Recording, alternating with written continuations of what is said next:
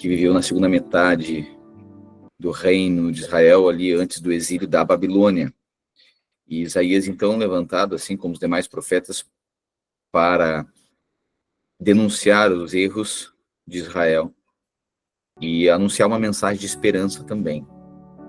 Sempre a correção e uma mensagem de redenção, uma mensagem de esperança.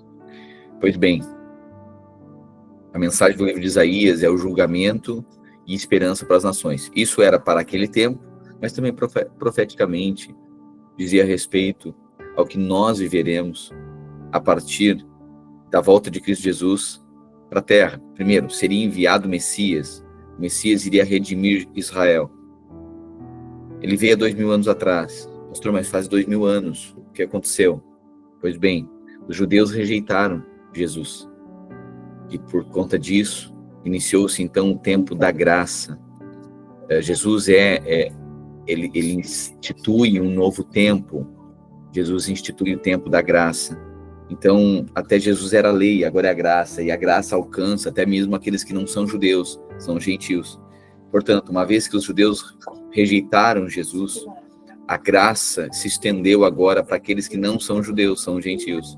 Então, essa intenção de Deus de relacionar com a humanidade, relacionar com o homem, de resgatar essa humanidade, se estende agora através dos gentios.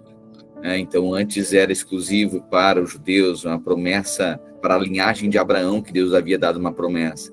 Mas agora, essa promessa, ela se estende e ela alcança os gentios. E os gentios agora configuram também parte da família de Deus. Esse é o cenário aqui da profecia de Isaías. A profecia dizia: olha, Israel, arrependa-se.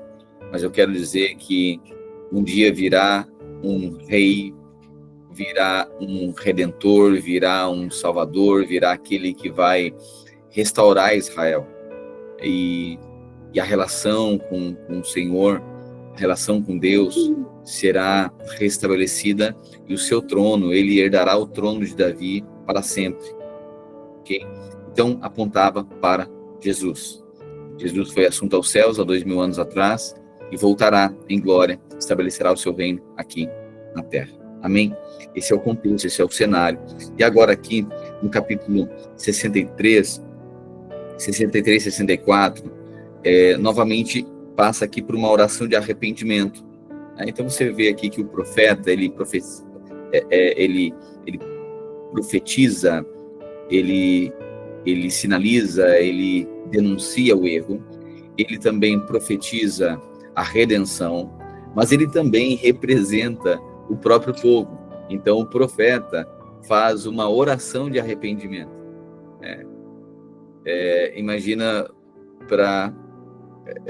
um exemplo disso é o seguinte, né? Imagina eu aqui, eu profetizo algo que vai acontecer, algum juízo que vai acontecer, alguma consequência por algo que aconteceu.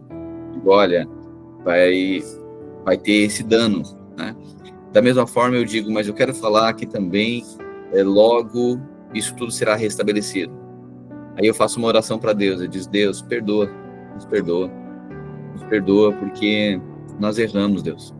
Você entende? Então é alguém narrando 3 sentenças, uma sentença de juízo, uma sentença de esperança e uma sentença de arrependimento também, ok? Então, capítulo 63 e 64 é essa oração de arrependimento, ok? Essa oração de arrependimento diante dessa promessa de que o reino do Senhor virá, os servos herdarão o reino de Deus. Então, o servo anuncia o reino de Deus, que é Cristo, mas também os seus servos, os seus descendentes da sua linhagem, também herdarão. E então, esses servos também, eles oram agora e arrependem-se para que herdem o reino de Deus. Pois bem, capítulo 63 de Isaías. Jesus, nós pedimos revelação da tua palavra, abra os nossos olhos, faça-nos contemplar a beleza da tua palavra. Queremos, ó Deus, perceber o Senhor em todas as coisas, a todo tempo. Ó Deus, mostra-nos, ó Deus, os princípios, os fundamentos, a tua palavra que é luz, que é lâmpada para os nossos pés, luz para o nosso caminho, a tua palavra, ó Deus, que nos transforma, a palavra que nos edifica, a palavra que nos corrige e que nos dá esperança. Nós oramos, declaramos em nome de Cristo Jesus, amém e amém. Amém, querido? Então, Isaías capítulo 63 diz assim: quem é este que vem de Edom, da cidade de Bosra, com as roupas manchadas de vermelho? Quem é este vestido de trajes reais, que marcha em sua grande força? Sou eu, o Senhor, anunciando sua justiça. Sou eu, o Senhor, poderoso para salvar. Por que suas roupas estão vermelhas como se você tivesse pisado uvas? Pisei uvas sozinho no tanque de prensar. Não havia ninguém para me ajudar. Em minha ira esmaguei meus inimigos, como se fossem uvas. Em minha fúria pisoteei meus adversários. Seu sangue manchou minhas roupas. Chegou a hora de vingar meu povo, de resgatá-los de seus opressores. Admirei-me porque ninguém se apresentou para ajudar os oprimidos. Então eu mesmo intervim para salvá-los com meu braço forte. E minha fúria me susteve.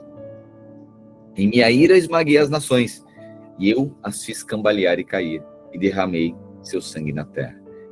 Então percebe, né? Quem é este que vem de Edom, da cidade boa, com as roupas manchadas de vermelho? Ou vestes de vivas cores, que é glorioso em sua vestidura, que marcha na plenitude da sua força. Sou eu que falo em justiça, poderoso para salvar. Aleluia, ele é poderoso para salvar. Cristo, né? Olha a profecia aqui, denunciando.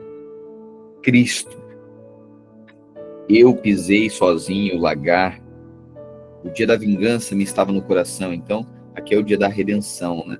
O dia da vingança, do juízo de Deus sobre a terra. A profecia do juízo de Deus sobre a terra. E o dia da redenção também. Falarei do amor do Senhor. Louvarei o Senhor por tudo que tem feito. Eu me alegrarei em sua grande bondade por Israel. E ele concedeu, conforme sua misericórdia e seu imenso amor.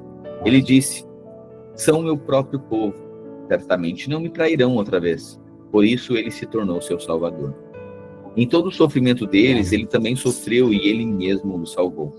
Em seu amor e misericórdia, ele os resgatou. Levantou-os e nos braços os carregou ao longo dos anos. Mas eles se rebelaram e entristeceram seu Espírito Santo.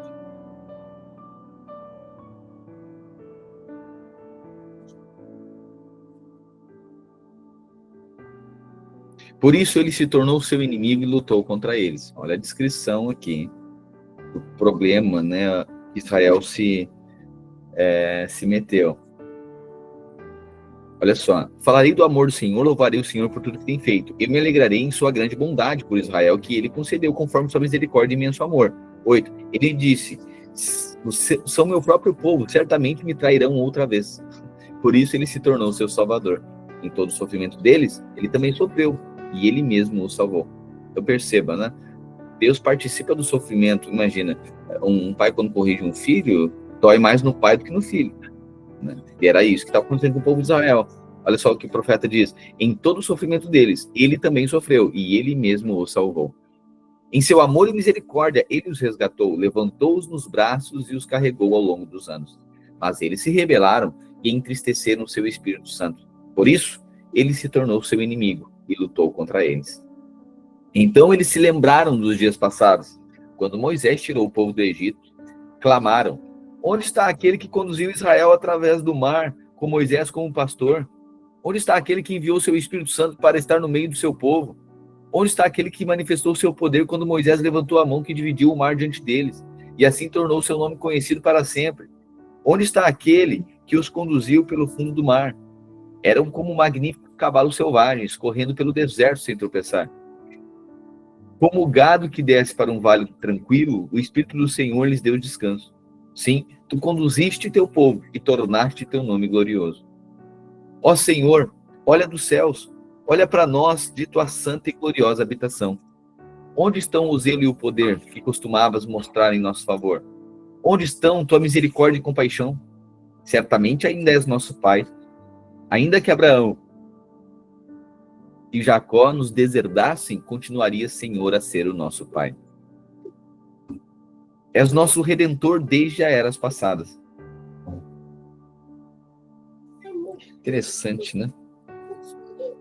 Mas tu és nosso Pai, ainda que Abraão não nos conhece e não nos reconhece. Tu, ó Senhor, és nosso Pai, nosso Redentor, é o teu nome desde a antiguidade. Interessante a menção, né? Tu és nosso Pai. Eles conheciam o pai Abraão, o patriarca. Mas agora então, a profecia diz que Deus é o Pai. Isso na profecia, né? A profecia dizia isso. Porque permitiste, é interessante que quando Jesus vem, ele justamente revela para eles o Pai. Daqui a promessa de redenção. E Jesus é o cumprimento da promessa. Então ele vem e revela o Pai. Certamente ainda és nosso Pai. Ainda que Abraão e Jacó nos deserdassem, continuaria, Senhor, ser nosso Pai. És nosso Redentor desde as eras passadas. Porque permitisse, Senhor, que nós desviássemos de teus caminhos. Porque endureceste o coração para que deixássemos de te temer. Volta, pois somos teus servos, as tribos que são tua propriedade. Por pouco tempo teu povo santo possuiu teu lugar santo. Agora nossos inimigos o destruíram. Parece que nunca pertencemos a ti, é como se nunca tivéssemos sido teu povo. Olha a oração de súplica aqui, misericórdia, pedir misericórdia. Parece que nunca pertencemos a ti. Nossos inimigos destruíram. Olha, por pouco tempo teu povo santo possuiu teu lugar santo. Agora nossos inimigos os destruíram. Parece que nunca pertencemos a ti, é como se nunca tivéssemos sido teu povo. 64. Quem dera abrisse os céus e descesses. Os montes tremeriam em tua presença. Assim como o fogo faz a lenha queimar e a água ferver, tua vinda faria as nações estremecerem. Então seus inimigos entenderiam a razão de tua fama. Quando desceste muito tempo atrás, realizaste coisas maravilhosas que não esperávamos. Como os montes tremeram diante de ti. Porque desde o começo do mundo, nenhum ouvido ouviu, e nenhum olho viu um Deus semelhante a ti. E trabalha em favor do que nele esperam.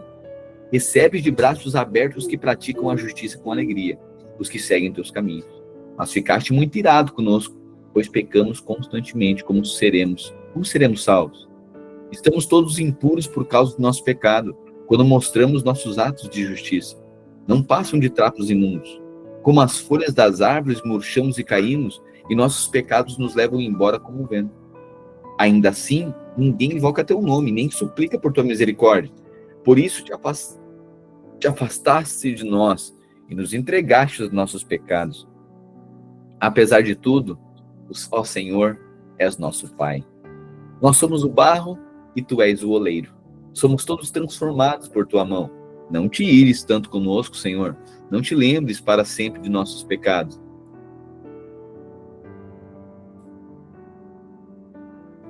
Pedimos que olhes para nós e vejas que somos teu povo. Tuas cidades santas estão destruídas. Sião é um deserto. Sim, Jerusalém é uma ruína desolada. O santo e belo templo onde nossos antepassados te louvavam foi queimado. Tudo que era precioso foi destruído.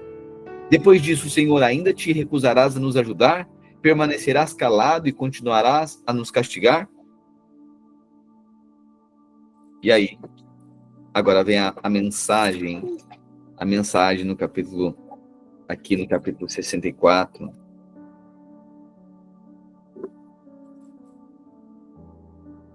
Continua, ou melhor, no capítulo 65. Isso, continua. O Senhor diz: estava pronto para atender, mas ninguém pediu ajuda. Agora a resposta, né? 65. O Senhor diz: estava pronto para atender, mas ninguém pediu ajuda. Estava pronto para ser encontrado, mas ninguém me procurou. A uma nação que não invocava meu nome, eu disse: aqui estou, aqui estou. O dia todo abri os braços para um povo rebelde, mas eles seguiram seus caminhos perversos e suas ideias distorcidas. O dia todo me insultam abertamente e adoram ídolos em seus jardins, e queimarem Perdão, o dia todo me insultam abertamente ao adorarem ídolos em seus jardins e queimarem incenso em seus altares. Olha, Deus está dizendo, vocês me insultam, eu abri os braços, eu chamei, e ninguém respondeu. E ainda me insultaram. À noite andam no meio das sepulturas e consultam os mortos. Então, lembra, essas práticas aqui, abomináveis diante do Senhor, eram práticas de outros deuses, né? Era isso que ele estava dizendo, que Deus está dizendo. À noite andam no meio das sepulturas e consultam os mortos, comem carne de porco e fazem ensopados com outros alimentos proibidos. Apesar disso, dizem uns aos outros, não se aproxime, pois vai me contaminar. Sou mais santo que você. Essa gente é fedor em minhas narinas, fumaça irritante que nunca passa.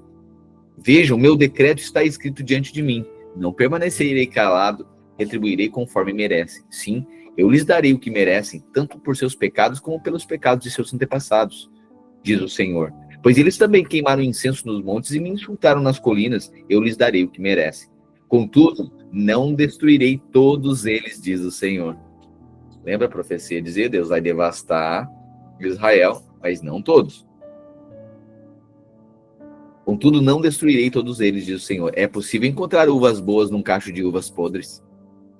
Pois alguém dirá, não jogue todas fora, algumas ainda estão boas. Assim também não destruirei todo Israel, pois ali ainda tenho servos fiéis. Preservarei um remanescente do povo de Israel e de Judá para possuir a minha terra. Aleluia. 65:9. Preservarei, farei sair de Jacó descendência de Judá. Jesus é o leão da tribo de Judá.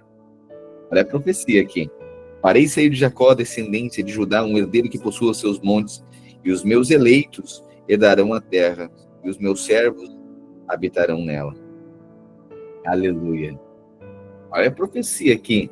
Preservarei um remanescente do povo de Israel e de Judá para possuir a terra. Aqueles que eu escolhi a herdarão, e meus servos ali habitarão. A planície de Saron voltará a ficar cheia de rebanhos para o meu povo que me buscou, e o vale de Acor servirá de pasto para o gado. Mas por que vocês abandonaram o Senhor e se esqueceram do seu santo monte? E por que prepararam banquetes para honrar a Deus a sorte e oferecer vinho misturado ao Deus destino? Hoje eu os destinei à espada. Todos vocês se curvarão diante do carrasco, pois quando chamei não me responderam, quando falei não ouviram, praticaram mal bem diante dos meus olhos e escolheram fazer o que desprezo. Portanto, assim diz o Senhor soberano: meus servos comerão, mas vocês passarão fome. Meus servos beberão, mas vocês terão sede. Meus servos se alegrarão, mas vocês serão humilhados. Meus servos cantarão de alegria, mas vocês gritarão de tristeza e desespero. Seu nome será maldição entre meu povo escolhido, pois o Senhor soberano os destruirá e chamará seus servos por outro nome. Todos que pedem uma bênção ou fazem um juramento o farão pelo Deus da verdade, pois deixarei de lado minha ira e me esquecerei das maldades cometidas no passado. Vejam, aleluia. Agora, olha a profecia. Aleluia. Eis que crio novos céus e uma nova terra, e ninguém mais pensará nas coisas passadas. Alegrem-se e exultem. Aleluia. Vejam, crio novos céus e nova terra, e ninguém mais pensará nas coisas passadas. Alegrem-se e exultem para sempre em minha criação. Vejam, criarei Jerusalém para ser um lugar de celebração. Seu povo será fonte de alegria. Eu me alegrarei por Jerusalém e terei prazer em meu povo. Nela não se ouvirá mais o som de pranto e clamor. Nunca mais morrerão bebês de poucos dias. Nunca mais morrerão adultos antes de terem uma vida plena. Ninguém mais será considerado velho aos 100 anos. Irmão, o que está falando isso aqui? Do reino. No reino, quando Jesus agora vier estabelecer seu reino aqui na Terra, o milênio, 1000 anos aqui na Terra, quem morrer novo tem mais de 100 anos. Um guri. É a profecia. Nunca mais morrerão bebês de poucos dias, nunca mais morrerão adultos antes de terem uma vida plena. Ninguém mais será considerado velho aos 100 anos. Somente os amaldiçoados morrerão jovens. Naqueles dias, habitarão nas casas que construíram e comerão dos frutos de suas próprias videiras. Invasores não habitarão em suas casas, nem lhe tomarão suas videiras, pois meu povo terá vida longa como as árvores. Meus escolhidos terão tempo para desfrutar tudo o que conseguiram com grande esforço. Não trabalharão inutilmente, os seus filhos não serão condenados à desgraça, pois são um povo abençoado pelo Senhor, e seus filhos também serão abençoados. Eu os atenderei antes mesmo de clamarem a mim. Enquanto ainda estiverem falando de suas necessidades, responderei às suas orações. O lobo e o cordeiro comerão juntos, e o leão se alimentará de palha como o boi, mas as serpentes comerão pó. Em meu santo monte, ninguém será ferido nem destruído. Eu, o Senhor, falei. Aleluia. Redenção, restituição. Olha que lindo. No versículo 22 diz assim, ó, não edificarão para que outros habitem, não plantarão para que outros comam, porque a longevidade do meu povo será como a da árvore, e dos seus eleitos desfrutarão de todas as obras das suas próprias mãos. Aleluia. Redenção. Glória a Deus, falando a respeito vinda de Cristo, através de Cristo. Assim diz o Senhor. E olha agora o final, a profecia. Então, lembrando, mensagem de julgamento, Israel tinha se desviado dos caminhos do Senhor por muito tempo. Deus promete, então, eu virei, devastarei a terra, levarei todo mundo cativo, permitirei que o império da Síria, depois do império da Babilônia, fazerem isso. Ok, mas também eu quero falar que deixei uns remanescentes fiéis aí, e através de um descendente da tribo de Judá, eu reestabelecerei todas as coisas, estabelecerei paz na minha terra, vocês não serão mais isolados, vocês habitarão nas casas que vocês mesmos conquistaram, construíram, ninguém mais vai habitar na sua casa, você não será mais roubado, a sua história não será roubada. Isso diz respeito a mim e a sua história. A partir de Cristo Jesus, acabou o tempo de destruição, o tempo de nós somos roubados, é restituição, é isso que Deus estava falando, isso profeticamente aponta espiritualmente para a nossa vida, que já fomos encontrados por Cristo Jesus, também aponta para o reino que virá, ele virá para nós que já recebemos Cristo, já chegou, mas ele será plenamente estabelecido aqui na terra, quando Jesus vier em glória e estabelecer o seu reino em Jerusalém. O leão vai comer pasto com o gado, o leão e o cordeiro vão estar juntos, lado a lado no campo. A ferocidade dos animais será retirada da terra. A maldade será retirada. Terá paz. Assim diz o Senhor. O céu é o meu trono e a terra é o suporte dos meus pés. Assim diz o Senhor. O céu é o meu trono e a terra o estrado dos meus pés. Que casa me edificarei, vós? Acaso construiriam para mim um templo assim tão bom? Que lugar de descanso me poderiam fazer? Imagina, se o céu é o trono e a terra o suporte dos pés, acaso vocês construiriam para mim um templo assim tão bom, como o céu, como a terra para descansar meus pés? Minhas mãos criaram os céus e a terra. Eles e tudo que nele há são meus. Eu, o Senhor, falei. Abençoarei os de coração humilde e oprimido, os que tremerem diante de minha palavra. Quanto aos que escolhem seguir os seus próprios caminhos, que têm prazer em seus próprios pecados detestáveis, não aceitarei suas ofertas. Quando oferecerem um boi, é tão inaceitável quanto um sacrifício humano. Quando sacrificavam um cordeiro, é como se tivesse oferecido um cão. Quando trazem uma oferta de cereal, é como uma oferta de sangue de porco. Quando queimam incenso, é como se tivesse abençoado um ídolo. Enviarei sobre eles grande aflição, tudo que mais temem. Pois quando chamei, não responderam. Quando falei, não ouviram. Praticaram o mal bem diante dos meus olhos e escolheram fazer o que desprezo. Ouçam essa mensagem do Senhor, todos vocês que tremem diante de tuas palavras. Seu próprio povo os odeia e os expulsa porque são leais ao seu nome. Zombam, que o Senhor seja glorificado, alegrem-se nele, mas eles serão envergonhados. Que tumulto é esse na cidade? Que barulho é esse que vem do templo? É a voz do Senhor vingando-se de seus inimigos. Antes mesmo que comecem as dores de parto, Jerusalém dará luz a um filho. Quem ouviu falar de algo tão estranho? Quem viu uma coisa dessas? Acaso algum país nasceu em um só dia? Meu Deus. Alguma nação veio a existir num instante? Mas quando começarem as dores de parto de Sião, seus filhos já terão nascido. Acaso eu levaria essa nação à hora do parto e não a faria nascer? Diz o Senhor.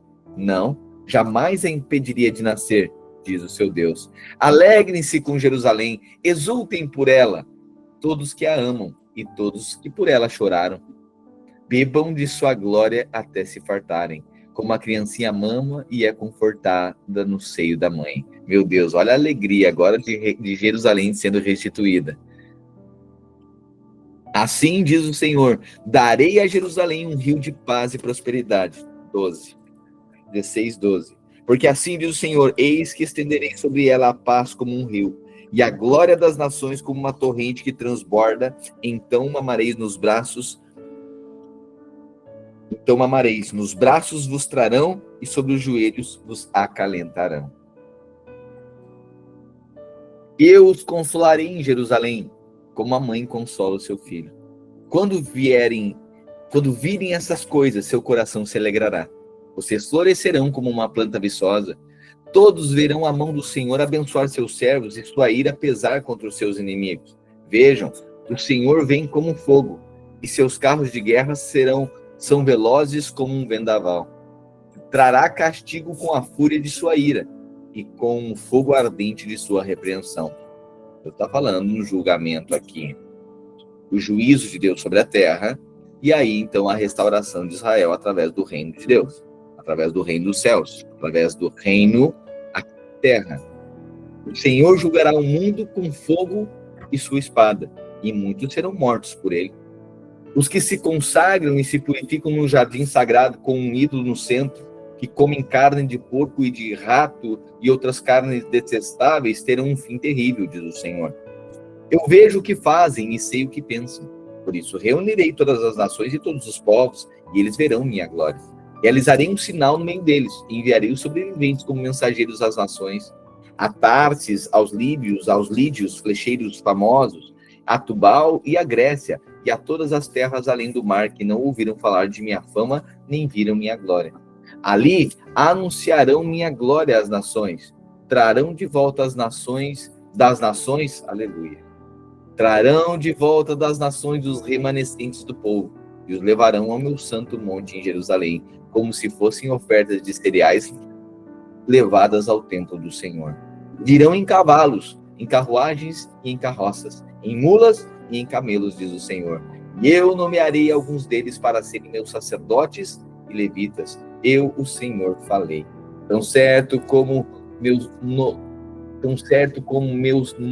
novos céus e minha nova terra permanecerão. Aleluia! Vocês serão meu povo, com um nome que jamais desaparecerá, diz o Senhor. Toda a humanidade virá me adorar.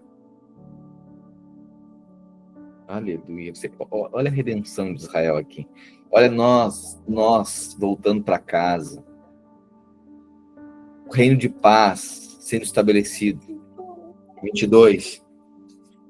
Porque como novos céus e nova terra que hei de fazer estarão diante de mim, diz o Senhor, assim há de estar a vossa posteridade e o vosso nome. E será que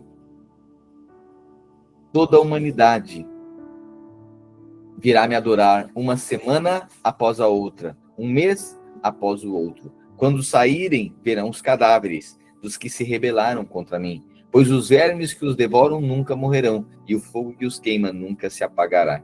Todos que passarem por ali os verão com o mais absoluto horror. Aleluia. A Nova Jerusalém. Aqui é a descrição da Nova Jerusalém. Aleluia. Amém?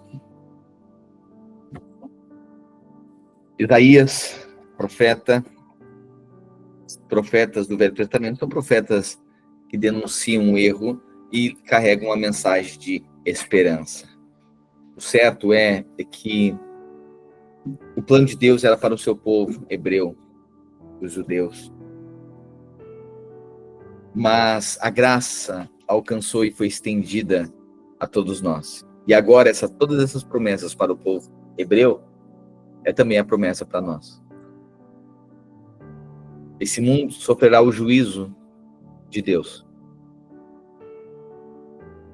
E Deus restaurará Jerusalém. E ele disse, a profecia diz, olha, uma cidade pode ser reconstruída num dia. Não, eu preparo o povo antes. Ou seja, nós estamos sendo salvos. O povo que habitará Jerusalém. Viu a analogia que ele fez? A profecia diz, olha, eles serão como cereais amontoados, ou seja, todos nós iremos a Jerusalém. As nações irão até Jerusalém. Quando o reino dos céus for estabelecido, a gente fala reino dos céus, mas o reino dos céus será na terra. Essa terra será restaurada por 1000 anos. Perceba isso. Isso está muito próximo de acontecer, eu tenho falado sobre isso. Depois nós vamos estudar Apocalipse também, o DNA, quem está no DNA estuda de forma mais profunda as profecias do Apocalipse. O que antes para nós era medo, Apocalipse para muitos de nós era medo, algo desconhecido. Para nós hoje é a esperança. Por quê? Porque nós já estamos resolvidos, a nossa eternidade já está resolvida. Amém? Portanto, tão certo como meus novos céus e minha nova terra permanecerão, vocês serão meu povo para sempre, com um nome que jamais desaparecerá. Eu e você, como nação santa do Senhor, viveremos com Ele para sempre. Aqui na terra, 1000 anos. E depois, novos céus e uma nova terra. O plano da redenção. A Bíblia apresenta aqui um plano da redenção. Você percebe o tempo inteiro? Deus criando o homem errando, e Deus prometendo restaurar a humanidade através de um descendente remanescente. Quem é esse? O enviado. Quem é esse? Cristo, Jesus. Há 2000 anos atrás ele veio. Os judeus desprezaram. E por isso sofrem até hoje. Mas aqueles que receberam o Cristo, o Filho, se tornam filhos de Deus. Através da fé. Portanto, a família de Deus está sendo estabelecida. Para quê? Bom, se Israel foi devastado durante todos esses anos, agora Deus os fará numerosos, mais numerosos do que antes. Mas como se Israel está espalhado por todo o mundo? Estava espalhado por todo o mundo até agora 1947. Israel estava espalhado por 2000 anos até 1947, quando Israel voltou a ser nação. E é por isso que aí os judeus começaram a voltar para o Estado de Israel. Essa guerra que tem na Palestina é por conta disso, porque Israel começou a voltar para casa e os palestinos estão lá. Os palestinos são filhos descendentes de Ismael e os judeus são descendentes de Isaac. A profecia é para o povo de Israel, a aliança com Abraão, através de Isaac,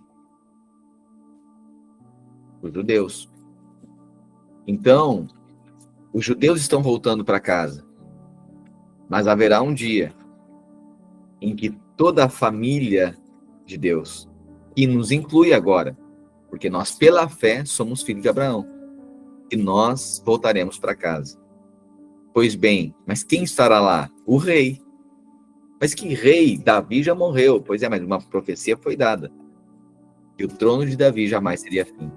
Cristo Jesus virá. Estará sentado em Jerusalém. O templo será reconstruído. Mas daí Deus fala, agora o templo são vocês são meu templo. Vocês serão a minha habitação. Deus sempre desejou habitar com o homem. É isso que está apontando o tempo inteiro. A palavra de Deus. Deus habitando no meio do seu povo. Então todos nós somos essa grande família de Deus. E agora reinaremos com Ele em Jerusalém. Claro que toda família terá que ir a Jerusalém uma vez por ano. Ao menos uma vez por ano. Ok? Por isso que a profecia está dizendo. Vocês virão e verão. Virão semana após semana, mês após mês, ano após ano. Toda a família terá que visitar Israel. O reino estabelecido.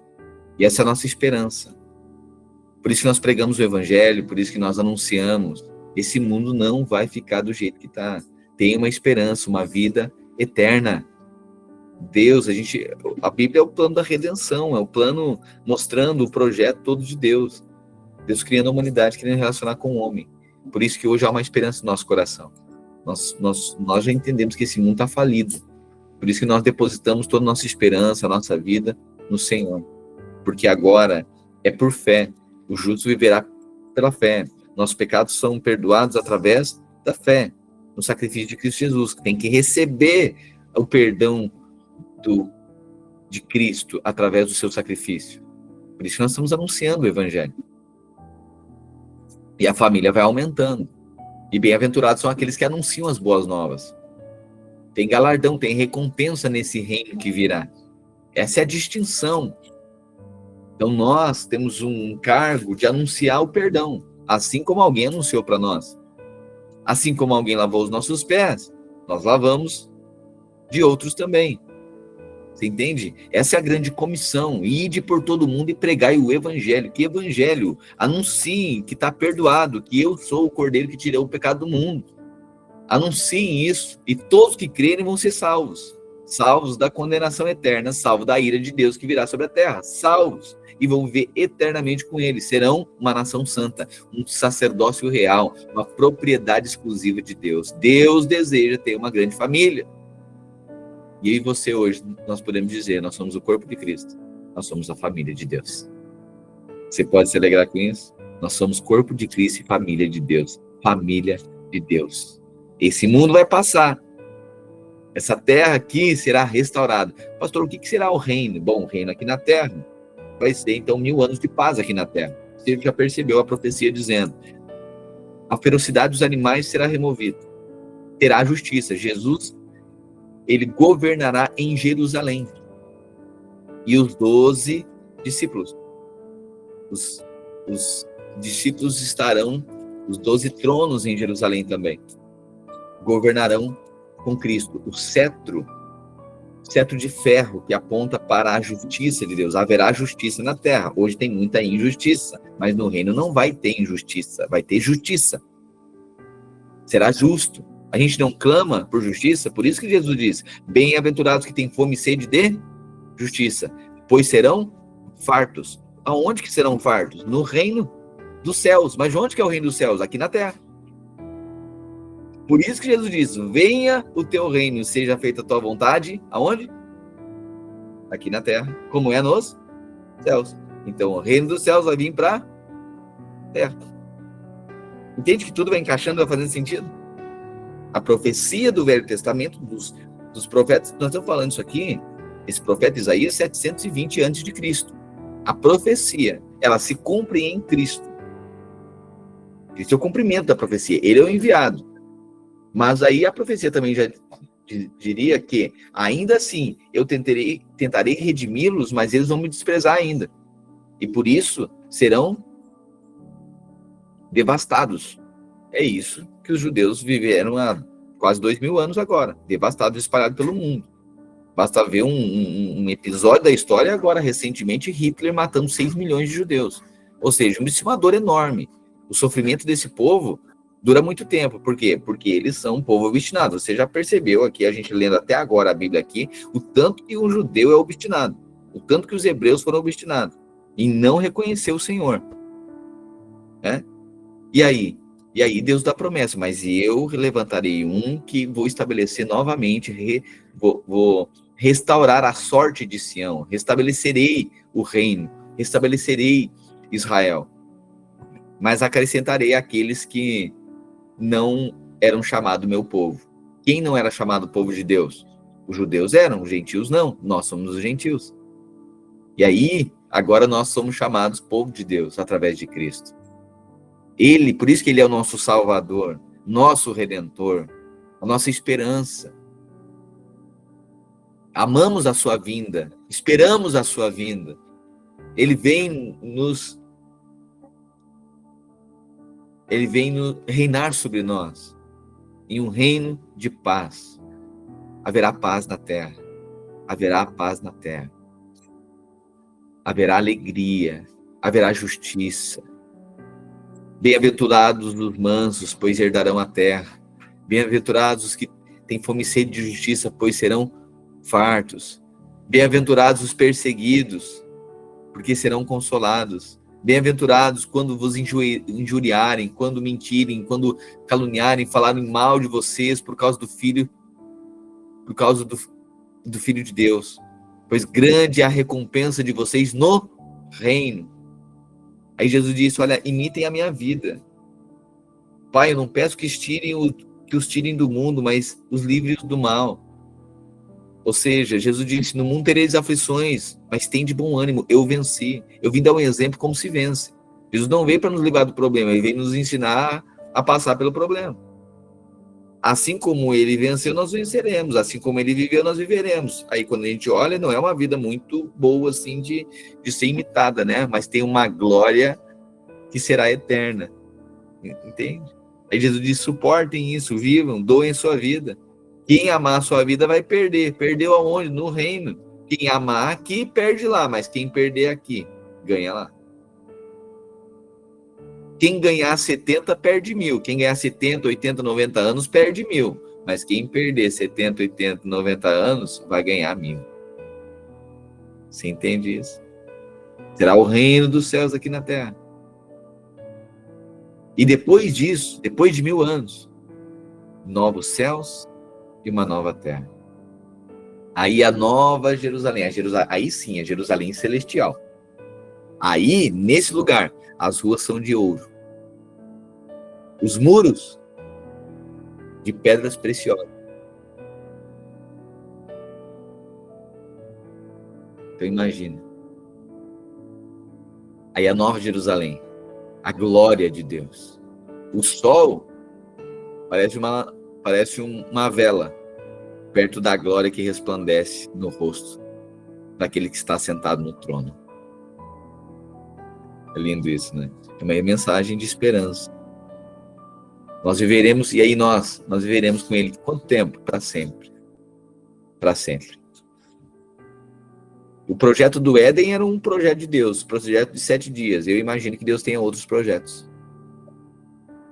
E se o primeiro projeto era colocando o homem no jardim, e aí esse tá, ok, mas tudo isso aqui na Terra é só uma redenção, é só uma correção de rota. Imagina outros planos que Deus tem.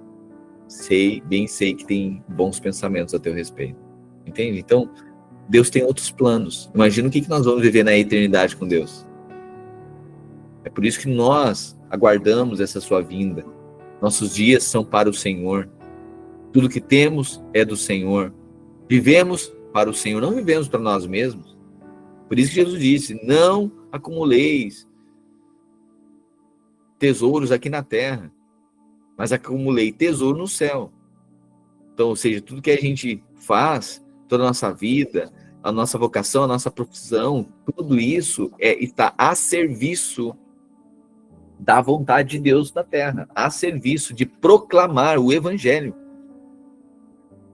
Desenvolvemos nossos filhos, os ensinamos, orientamos, a nossa casa, nosso coração, tudo isso é para que o nome de Jesus seja exaltado, seja proclamado, bem-aventurados. Mas por conta disso que vocês se tornarão testemunhas de Cristo, os judeus são perseguidos, os cristãos também serão, porque o mundo odeia. O Egito odeia hebreu, a Babilônia odeia hebreu, o mundo odeia cristão, mas bem-aventurados são vocês. Assim como fizeram comigo, farão com vocês. Mas bem-aventurados, felizes serão, quando vocês, por minha causa, sofrerem todo esse tipo de perseguição, pois grande é o galardão, a recompensa de vocês no reino dos céus. Você entende isso? Por isso que hoje a gente tem, e Paulo fala isso, né? Eu me glorio, ontem a gente leu isso, eu me glorio nas minhas aflições. Assim, não é confortável a gente ser perseguido, difamado, caluniado, mal interpretado, chamo de tudo quanto é coisa, né? Perseguição. Você está fazendo bem, você toma posições para ensinar e parece que você está fazendo maldade para alguém. Não faz sentido o mundo nos odiar. Vamos lá, faz sentido matar Jesus, gente. Qual é a maldade que o cara fez? O cara curando, o cara assim com liberdade aqui na expressão, né? Mas nessa figura de alguém redentivo, alguém ajudando, alguém perdoando, alguém ressuscitando mortos, alguém curando enfermo. Que maldade esse cara está fazendo? Assim também a nossa vida se torna isso, né? A gente só quer fazer, estabelecer a vontade de Deus, amar. A gente é mal interpretado por querer ensinar alguém. A gente vai orientar, ensinar e parece que você está fazendo maldade, parece que você quer tirar alguma coisa da pessoa. Mas, na verdade, você só quer ensinar aquilo que ela precisa. Pela vontade dela. Né? Pois é, foi justamente assim com Jesus. E aí ele fala, olha, bem-aventurados os humildes de espírito, os pobres de espírito, porque deles é o reino dos céus. Bem-aventurados os que choram hoje, porque serão consolados. Bem-aventurados os mansos, porque herdarão a terra. Bem-aventurados os que têm fome e sede de justiça, porque serão fartos. Bem-aventurados os misericordiosos, porque alcançarão misericórdia. Bem-aventurados os limpos de coração, porque verão a Deus. Bem-aventurados os pacificadores, porque serão chamados filhos de Deus. Bem-aventurados os perseguidos por causa da justiça, porque deles é o reino dos céus. Bem-aventurados sois quando por minha causa vos injuriarem, vos perseguirem, mentindo, disserem todo mal contra vós. Regozijai-vos, exultai, porque é grande o vosso galardão nos céus, pois assim perseguiram os profetas que vieram antes de vós. Vocês são sal da terra e luz do mundo. Ora, se o sal vier a ser insípido, como restaurar o sabor? Para nada mais serve, senão para ser lançado e pisado pelos homens. Vós sois a luz do mundo. Não se pode esconder a cidade edificada sobre o monte, nem se acende numa candeia para colocá-la debaixo do alqueire, mas no velador, e ilumina a todos que encontram na casa. Assim também brilhe também vossa luz diante dos homens, para que vejam as vossas boas obras e glorifiquem a vosso Pai que está no céu.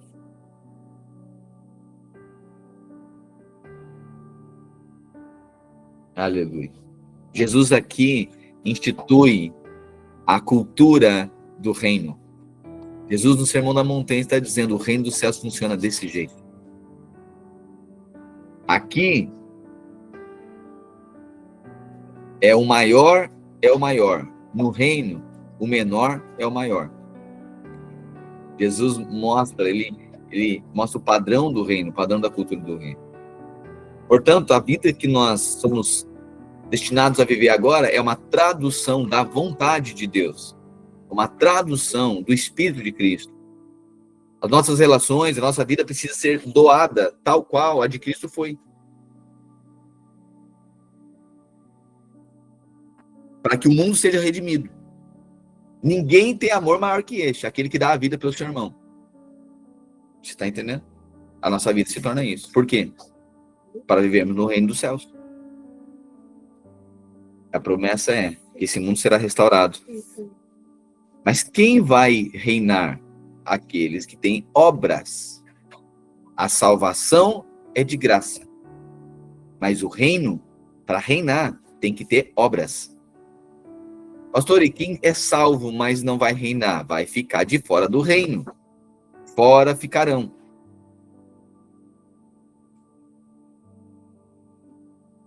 Haverá choro, trevas exteriores. Haverá choro e ranger de dentes. Ou seja, um arrependimento profundo, porque teve a oportunidade de servir e não serviu. No reino, o reino é por obras. Mas a salvação é pela graça. Eu e você fomos salvos para fazermos boas obras. Amém? Pela graça, mediante a fé. Essa é uma esperança para nós. Nós reinaremos com o Senhor. Quero declarar que você é um cristão vencedor. Quero declarar que você carrega o Espírito de Cristo. Que você é uma expressão de quem Cristo é. A sua vida não é para você. A sua vida é como a de Cristo, em favor de irmãos. A sua vida é doada. Os seus filhos são desenvolvidos com a consciência de Cristo para o cumprimento do propósito. Então, nossa família não é para amar esse mundo. Não amei esse mundo nem no que o mundo há. Se alguém ama o mundo, o amor do Pai não está nele. Então nós não amamos esse mundo, nós não vivemos para esse mundo, nós não desenvolvemos filhos para esse mundo. Nós devolvemos, nós somos essa tradução redentiva. A nossa casa, a centralidade de tudo que fazemos é desenvolver aqueles que são luz do mundo, que são sal da terra, que eles iluminam, que eles levam revelação, que o mundo, quando olha para eles, vê Jesus. Por isso que nós ensinamos nossos filhos, por isso que nós ensinamos nossa casa, por isso que nós servimos. Sal da terra e luz do mundo. Amém? Finalizamos aqui o livro de Isaías e amanhã começamos então o livro de um outro profeta, Jeremias, que viveu então no período da Babilônia, né? A gente estuda que era antes do exílio da Babilônia. E agora, Jeremias, ele vive durante o exílio, e aí ele também faz confrontos para o povo, mas também carrega mensagem de esperança. Amém? E depois tem Lamentações de Jeremias na sequência. Amém? Senhor, nós te agradecemos, porque o Senhor nos redimiu. O Senhor, ó Deus, através de Cristo, nos fez uma nação santa, um povo de propriedade exclusiva do Senhor. Nós somos sacerdotes, nós carregamos agora a presença. A presença não é mais em arca feita de acácia e revestida de ouro. A presença, a arca agora somos nós, nosso coração. O Senhor habita em nós. E o Senhor nos escolheu para sermos mensageiros, para sermos uma tradução de quem o Senhor é. Anunciarmos as boas novas aos cativos, aos oprimidos, aos amargurados de espírito. O Senhor nos estabeleceu agora como representantes do Senhor. Portanto, em nossa vida brilha a tua luz. A nossa vida, ela é ofertada em favor de outros. A nossa casa é para receber pessoas, ó Deus, em que na nossa mesa serão redimidos. Pregaremos o Evangelho. Os nossos filhos desenvolvidos para pregar o Evangelho. Nossa vida, tudo que temos, tudo que somos, não é para nós mesmos. Não é para acumular para nós mesmos. É para viver o propósito do Senhor. Sim, Jesus, nós dizemos sim para a tua vontade. Seja feita a tua vontade na nossa vida. Reconhecemos o Senhor. Nossa vida é doada em favor disso. Porque não perderemos 1000 em detrimento de 70. Nós perderemos quem perder a sua vida aqui, quem usar, quem ofertar a sua vida em favor de irmãos, quem perder a sua vida, ganhará no reino dos céus. Quem perder aqui, ganha lá. Nós declaramos, nós somos uma igreja com revelação da tua vontade.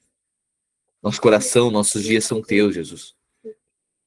Quero, ó Deus, celebrar aqui, porque tem muitos irmãos, Deus, que têm ofertado sua vida em favor de outros. Tem aberto mão dos seus confortos, muitas vezes do seu tempo, dos seus dias.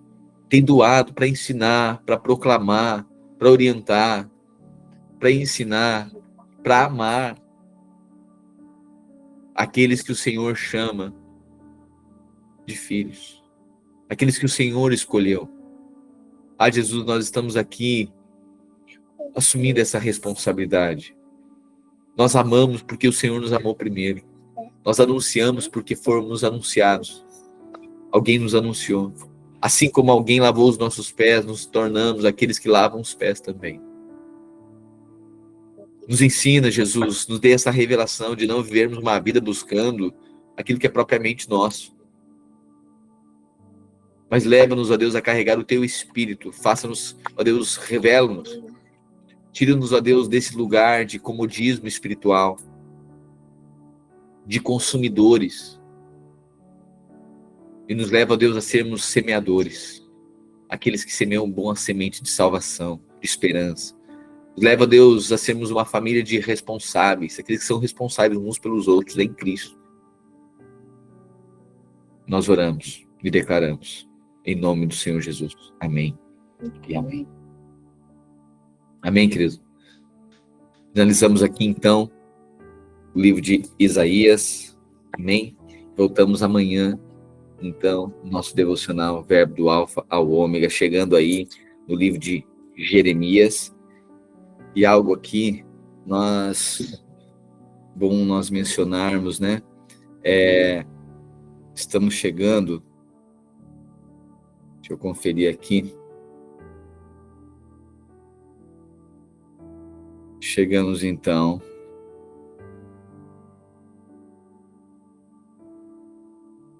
a 62% já, ou melhor. Ok. Chegamos 62% já da Bíblia lida. Amém? 62%, isso não é pouca coisa. Ok.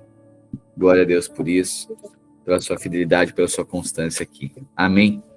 Graça e paz. Voltamos então amanhã. Uma boa tarde para você, um bom trabalho. E lembrando, amanhã inicia o encontro. Então você que tem convidados, por favor, agilize.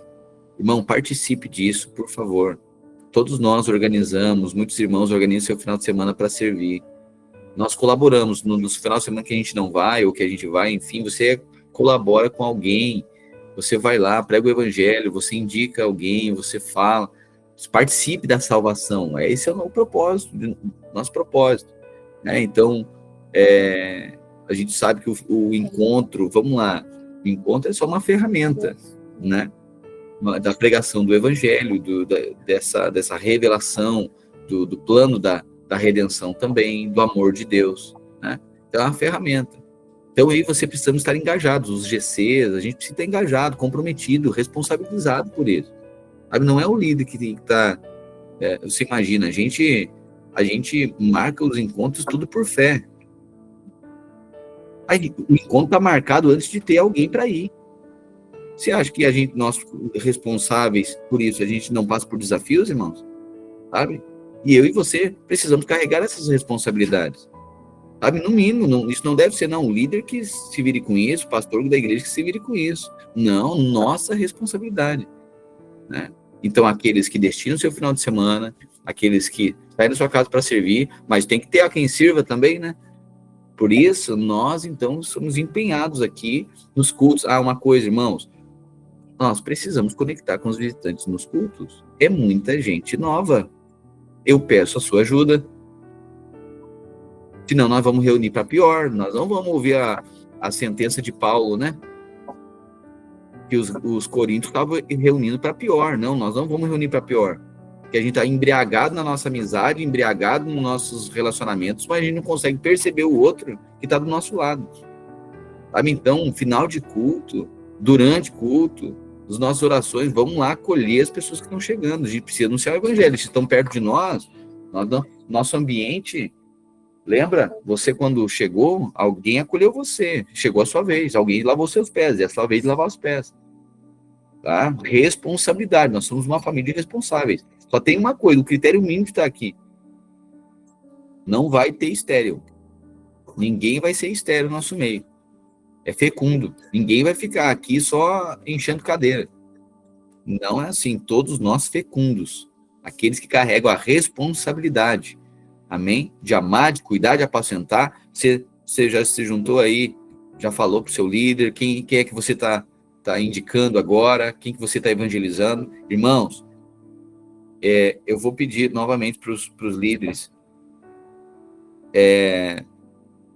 eu espero, quantos aqui reuniram agora na Páscoa? Porque isso foi uma indicação, foi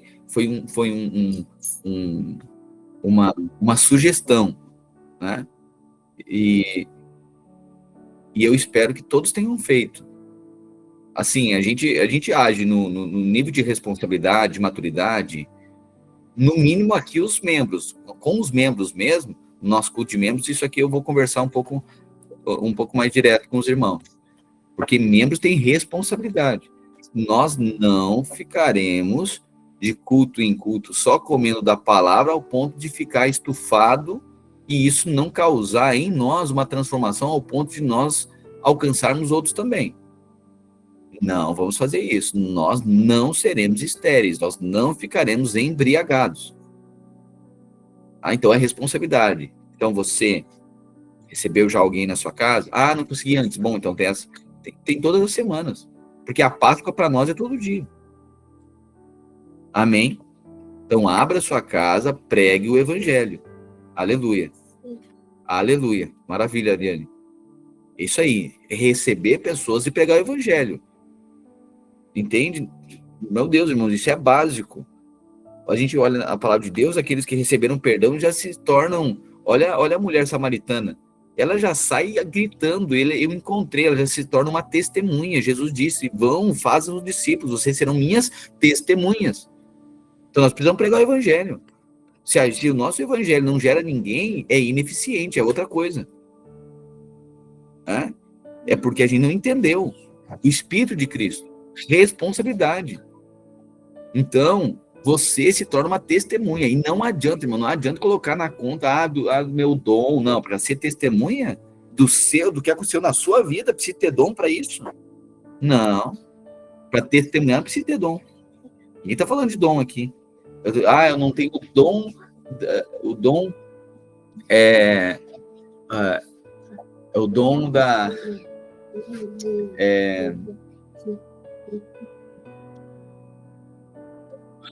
Deus, não tem dons, enfim, né? Para habilidades. Não, isso também, né, poderia ser o dom de evangelista, justamente, né? Pode ser o dom de evangelista. Não precisa ser evangelista. Não tem o dom da profecia. Não, mas nem todos serão profetas, mas todos podem ser proféticos. Então, assim, é testemunho pessoal.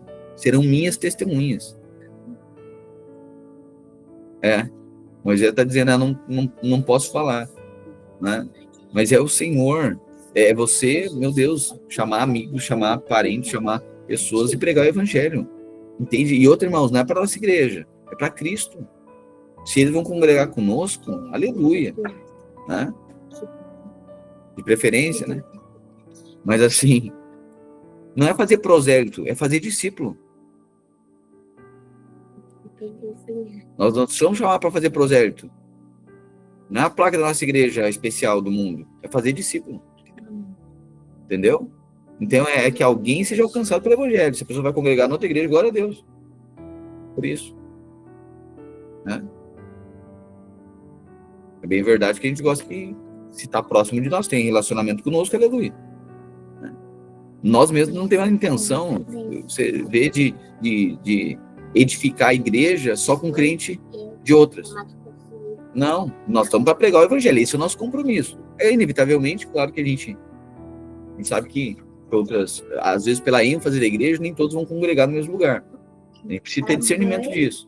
E nós também não seremos berço de gente que está rebelde em outros lugares. Nós sempre vamos, pode ter certeza, quando formos receber pessoas, sempre vou entrar em contato com o pastor anterior da pessoa, para ver como é que está a situação.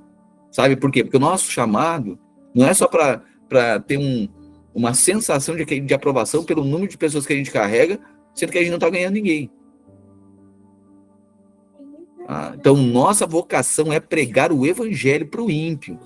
Amém? Então, seus amigos ímpios, a sua vida é ofertada em favor deles. A sua vida ofertada em favor deles. Não é sobre fazer prosélito. Não é sobre levar para um culto. É sobre você se ofertar a sua vida para ser uma tradução de quem Jesus é na vida dele, ao ponto de ele olhar para a sua vida e ver Jesus. E amar esse Jesus e querer esse Jesus. Aleluia. Entende? E aí, ok, agora os redimidos, os salvos, os discípulos de Cristo, ok, daí nós reunimos juntos, aí nós cantamos, adoramos, ouvimos a palavra, compartilhamos. Aleluia. Só que aí se configura a igreja, ok? Mas a gente não pode ter na nossa mente fazer prosélito. O que é? Não, eu só jogo lá dentro do templo, dentro do prédio da igreja, e que o pastor se vire para converter essa pessoa aí. Né? Outra coisa, irmãos, gente que você não quer levar na sua casa, não precisa levar no prédio. Porque se você não tem relacionamento com a pessoa, quem é que vai ter? Porque às vezes a gente pega um lá e joga, diz, olha aí, trouxe um aí, joga no encontro e joga dentro do prédio da igreja. para que alguém tenha relacionamento com ele. Ah, entendi. O pastor tem que ter relacionamento com ele, o irmão tem que ter relacionamento com ele, o líder tem que ter. Mas você não leva na sua casa? Hã? Não. Não é prosélito. É irmão. Às vezes a gente pega gente que não tem relacionamento nenhum. Se você não vai ter relacionamento, que você que está indicando a pessoa, se você não quer ter, por que os outros têm que ter? Não faz sentido. Então, se a sua vida não é ofertada em favor dessa pessoa, não faz sentido jogar ele para dentro de um prédio de igreja. Amém? Aleluia. É só removendo, às vezes, as impurezas da nossa poeira, da nossa mente, né? Às vezes a nossa mente está com poeira, né? Da religiosidade. A religiosidade é uma praga. E a gente faz mais prosélito que discípulo. A gente faz mais crente do que irmão.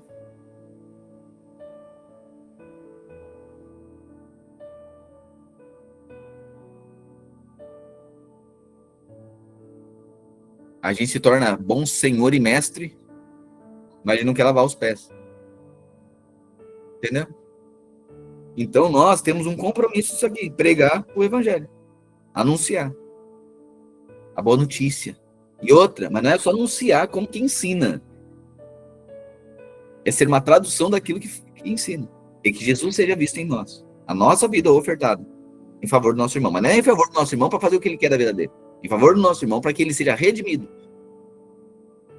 A tal ponto que, se for necessário confrontá-lo para que ele não se perca na sua cobiça, nos seus maus procedimentos, na sua vida egoísta, você confronta. Porque você está amando.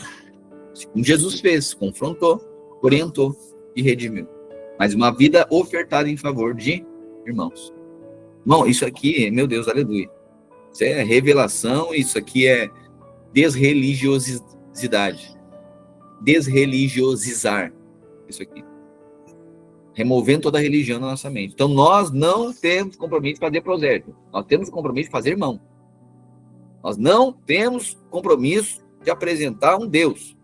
Apresentar um Deus, tem todas as religiões que estão apresentando um Deus. Nós temos compromisso de apresentar um Pai e nos fazer e apresentar-nos como irmãos. O Evangelho não apresenta um Deus, o Evangelho apresenta um Pai. Toda religião apresenta um Deus, só o Evangelho apresenta um Pai. Já que é o nosso, aquele a quem nós apresentarmos o Pai, ele é nosso o quê? Irmão. E o mundo não está carecendo de mestre, o mundo está carecendo de irmão. Então pegue o seu colega de trabalho, pegue o seu amigo, o seu colega na faculdade, lá, você é uma tradução de quem Cristo é. Sentando com ele, ouvindo ele, não é só para o mestre que ensina, é o irmão que ouve. Jesus disse, eu não vos chamo de servos. Olha a relação aqui.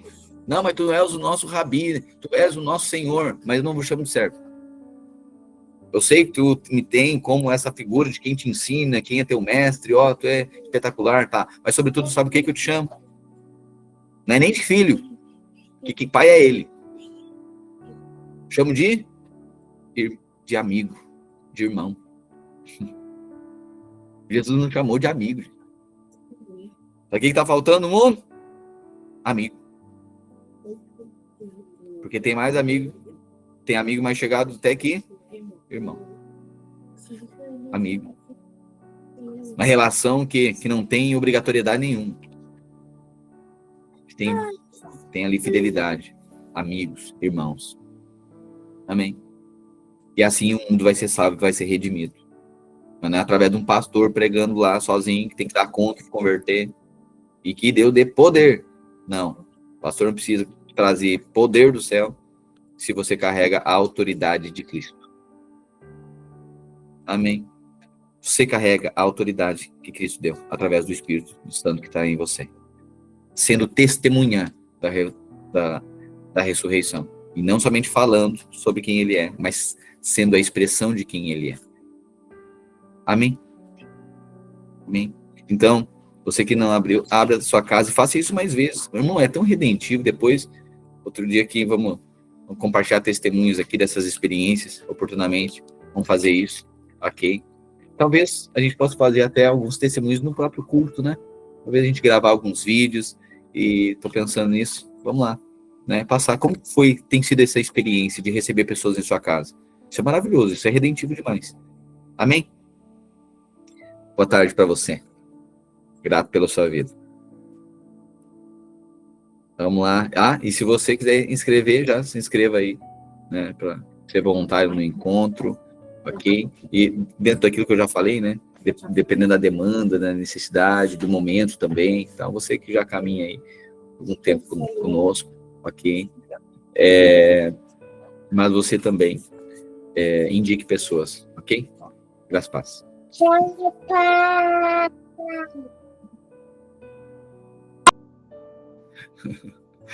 Tchau, sua linda.